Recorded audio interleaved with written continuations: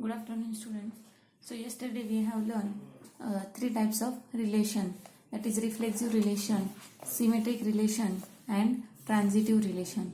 So reflexive relation means the R from X to X is said to be reflexive if to Hx belongs to X, order पे X belongs to R.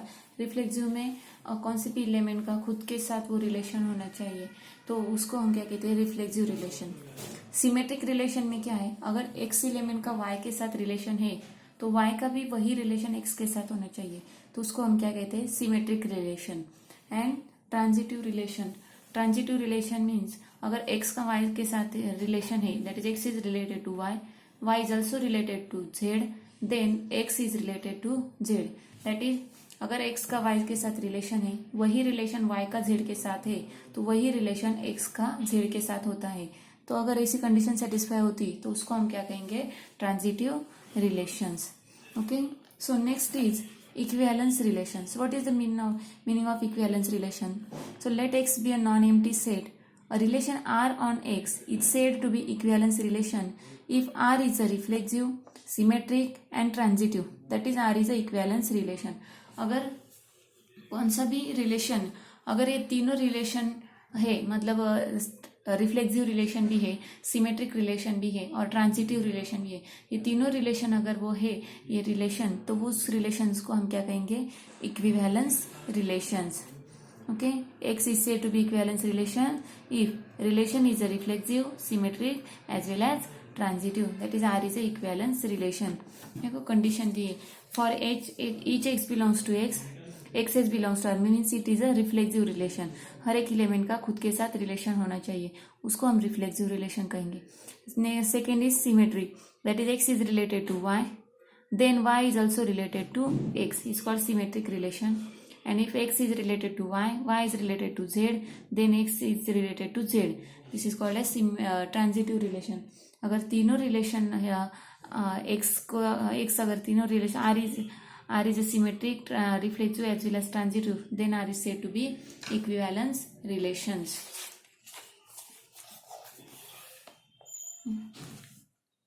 So for example, X be the set of all students in a college. For xy belongs to X, define xy belongs to R. If X and Y belongs to the same class, see that R is an equivalence relation on X. अगर हमें X college के student का set दिया है और relation क्या दिया है कि X and Y belongs to the same class, वो सेम क्लास में होना चाहिए, तो ये इक्विवेलेंस रिलेशन है कि नहीं होगा. अगर वो X and Y मतलब सेम क्लास में होना चाहिए, XY रिलेशन क्या है, रिलेशन क्या है कि सेम क्लास में होना चाहिए. तो रिफ्लेक्सिव में क्या है, अगर एक्स स्टूडेंट है, वो सपोज FIBSC क्लास में है, तो वही स्टूडेंट FIBSC मतलब वो उसका खुद के साथ रिलेशन रिफ्लेक्सिव आएगा, क्योंकि वो खुद भी FIBSC का स्टूडेंट होगा. तो एक्स ये क्या हो गया, रिफ्लेक्सिव रिलेशन हो गया, क्योंकि एक्स से x is are in same class, that is it is a reflexive relation. Next, अगर x is related to y, that is अगर x and y are दोनों क्या है, सेम क्लास में, x and y दोनों same class में, तो y and x भी क्या होंगे, वही क्लास में होंगे. अगर x y के क्लास में है तो y भी x के क्लास में होगा, तो ये भी क्या हो गया, सिमेट्रिक रिलेशन हो गया. और ट्रांजिटिव में suppose x is related to y, Y is related to Z, that is X and Y are in the same class, Y and Z are in the same class, then X and Z are also in the same class, that is X is related to Z, so it is also transitive relations, and therefore this is the R is an equivalence relations. Okay, so next example is a relation R defined in the set of all lines in L in the plane by X is related to Y implies X is parallel to Y is an equivalence relation. हमें क्या दिखाना है कि parallel ये जो relation है ये equivalence relation है कि नहीं. सपोज हमने दो lines Lee L1 and L2, लेकिन रिफ्लेक्सिव के लिए हमें एक ही लाइन लेनी है. हर लाइन खुद से क्या, खुद के लिए क्या रहती है, पैरेलल रहती है, क्योंकि वो तो खुद को कोइंसाइड नहीं होती. तो L1 is also parallel to L1, हर एक लाइन खुद इट सेल्फ पैरेलल रहती है, so R is a reflexive relation. अगर हमने दो line Lee L1 and L2, अगर L1 is related to L2, इसका मतलब क्या हुआ कि दोनों लाइन क्या है, पैरेलल है। अगर एक लाइन दूसरे लाइन से पैरेलल है तो दूसरी लाइन भी पहली लाइन से क्या होगी, पैरेलल। इसका मतलब दूसरा का भी पहले के साथ क्या है, वही रिलेशन है, तो इसलिए वो क्या हो गई, सिमेट्रिक हो गई। और थर्ड रिलेशन दिया है L1 L2 L3 belongs to L, that is अगर L1 is related to L2, relation that is L1 is parallel to L2, then L2 is related to L3, that is अगर L2 L3 के साथ parallel है तो L1 भी L3 के साथ parallel हो गई, तो ये क्या हो गया, ट्रांजिटिव रिलेशन। फॉर एग्जांपल देखो कि ये पैरेलल लाइन है, ये L1 एंड L2, ये लाइन इसके साथ पैरेलल है तो वही लाइन इसके साथ भी पैरेलल है, इसलिए वो क्या हो गई, सिमेट्रिक रिलेशन। अब ट्रांजिटिव में हमने एक लाइन ली L1 L2, ये लाइन एक दूसरे के साथ पैरेलल है, therefore L1 is related to L2। Third line हमने निकाली L3, तो L2 भी L3 के साथ पैरेलल है, इसका मतलब L2 is related to L3, that is L2 is parallel to L3। Then L1 is also parallel to L3 and therefore L1 is also related to L3 and therefore it is an equivalence, it is an transitive relations, therefore this relation satisfy the relation reflexive as well as symmetric as well as transitive and therefore it is an equivalence relations. Okay, so next is Z is a set of all integers, AB belongs to Z, define A is related to B if A is an even integers। अगर A and B, A का और B के साथ क्या relation है, अगर A minus B उनकी subtraction अगर इवन आती है तो वो एक दूसरे के साथ क्या है, रिलेटेड है, तो हमें क्या शो करना है कि it is N equivalence relations. अब पहला हमें चेक करना है रिफ्लेक्सिव रिलेशंस। अब रिफ्लेक्सिव में हम क्या करेंगे, एक ही एलिमेंट लेंगे, A is belongs to Z। Okay, so हमें क्या करना है कि हमारी कंडीशन डेफिनेशन क्या है, A is related to B if A minus B is an even integer, even integers. तो हमने एक ही एलिमेंट लिया, तो A is related to A if A minus A क्या हो गया, 0, तो 0 ये क्या हो गया, इज एन इवन इंटीजर, 0 ये क्या है, इवन इंटीजर से, तो इसका मतलब क्या हो गया, A is related to A minus A की वैल्यू 0 आई और 0 इवन इंटीजर है, इसका मतलब रिलेशन की कंडीशन उसने सेटिस्फाई की, इसका मतलब A का A के साथ क्या है, रिलेशन है, so it is an reflexive relation. Second है सिमेट्रिक। सिमेट्रिक में हम क्या करेंगे, दो एलिमेंट लेंगे, A is related to B, A is related to B, इसका मतलब क्या हो गया, A माइनस B ये क्या हो गया, इवन हो गए, इवन इंटीजर्स। अगर A माइनस B इवन है तो उसको हम क्या करेंगे, माइनस साइन कॉमन निकालेंगे, तो उसको कैसे लिखेंगे हम, B माइनस A, तो B minus A minus sign निकाला तो ये भी क्या हो गया, A माइनस B इवन है, A minus B even integer है, इसका मतलब वो टू के मल्टीपल में है, because it is an even, therefore A minus B is equal to 2k। अगर माइनस साइन हमने कॉमन निकाला तो वो क्या लिखेंगे हम, B minus A is equal to 2k, ये माइनस साइन k को मल्टीप्लाई किया, B minus A is equal to minus 2k, that is B minus A is equal to 2 minus k is equal to k1, minus k is equal to k1। Again ये B minus A क्या हो गया, even integers हो गया, क्योंकि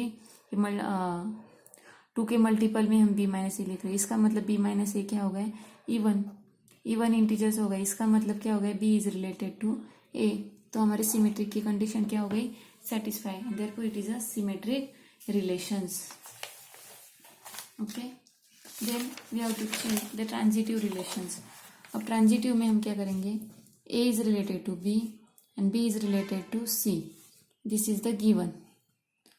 okay, so what we have to prove, A is related to C।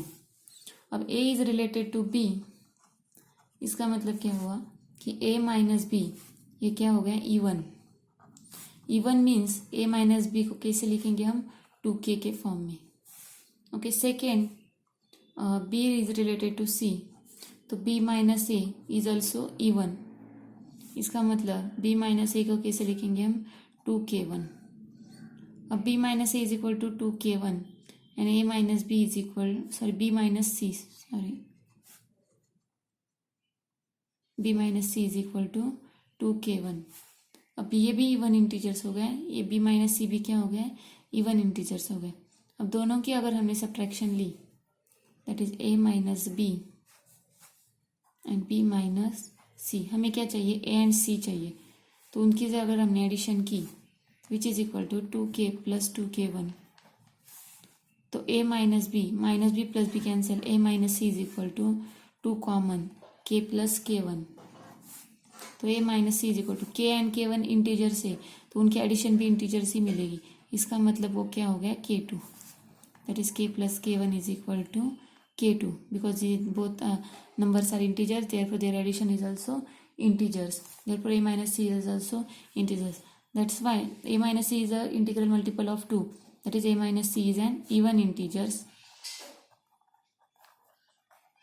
And even integers है, इसलिए a is related to c. हो गया prove.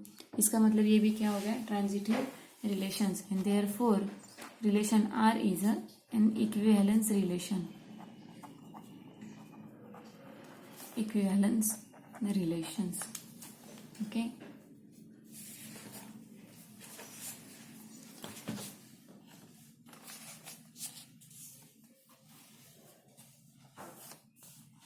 So next is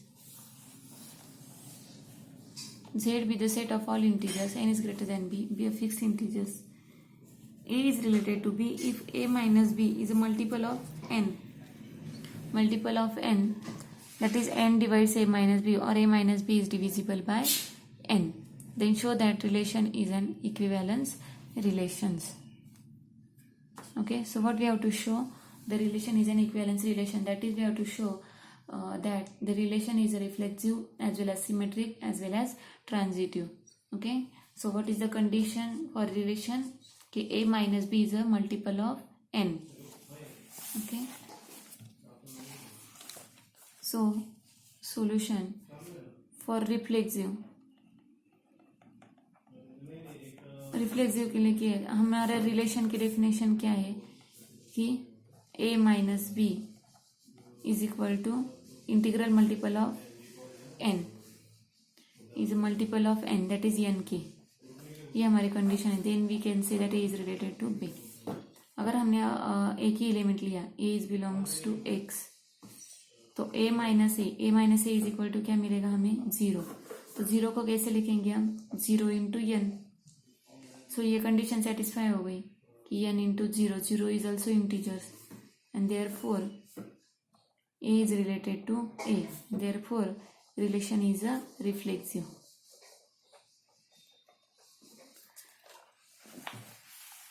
Second is symmetric. Asymmetric में a is related to b. So a is related to b, इसका मतलब a minus b is equal to nk. Then we have to show that b minus a is also nk. So we can write minus sign common. So b minus a is equal to nk. Minus sign shift किया तो b minus a is equal to minus nk. So b minus a is equal to minus k is equal to k1. Minus k is equal to k1. So here b minus a is also multiple of n. And therefore b is also related to a. That is, b is related to a, and therefore a is related to b. Then we get the b is related to a. Therefore relation R is a symmetric relations. And third is transitive. If a is related to b, b is related to c, then a is related to c. A is related to b implies a minus b is equal to nk. B is related to c means b minus c is equal to nk1 nk2. दोनों की subtraction की तो a minus B plus b minus C is equal to nk1 plus nk2. So B cancel, that is A minus C is equal to n in bracket k1 plus k2. Again A minus C is the integral multiple of n, and therefore A is related to C, and therefore it is a transitive relations, and therefore R is an equivalence relations. Okay.